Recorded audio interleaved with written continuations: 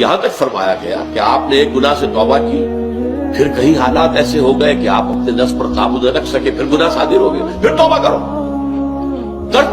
کرتے رہو۔ ایک حدیث میں آتا ہے کہ ایک انسان خطا کرتا ہے، غلطی کرتا ہے، توبہ کرتا ہے، پھر توڑ بیٹھتا ہے، پھر غلطی کرتا ہے، خطا کرتا ہے، پھر توبہ کرتا ہے، جب تک وہ توبہ کرتا رہے گا اللہ کی رحمت کا دامن اس کے ہاتھ میں رہے گا۔ بلکہ ایک جگہ تو آتا ہے کہ ایک مرحلہ آتا ہے کہ پھر شیطان تھک جاتا ہے، چھوڑ دیتا ہے اسے کہ یہ تو توبہ کر ہی لے گا تو فائدہ کیا، میں اسے گمراہ کر کے کسی غلط کام کے اندر ڈالوں، تو اب یہ وہ بھی تھک جائے گا۔ لیکن یہ ہے کہ اللہ تعالیٰ نے توبہ کا دروازہ بند نہیں کیا اور اس سے سارا گناہ سائل، التائب من الذنب کمن لا ذنب لہ۔ کس قدر جامع الفاظ ہے۔ گناہ سے توبہ کرنے والا ایسا ہے جیسے اس نے کبھی گناہ کیا ہی نہیں تھا۔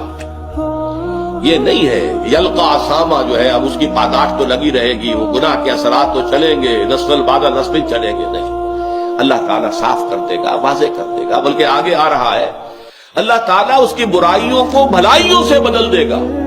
نامہ اعمال میں جو اندراجات تھے کہ اس نے یہ گناہ کیا، یہ گناہ کیا، یہ گناہ، توبہ کی ہے، وہ سب صاف ہو جائیں گے، اس کی جگہ پر نیکیوں کا اندراج ہو جائے گا۔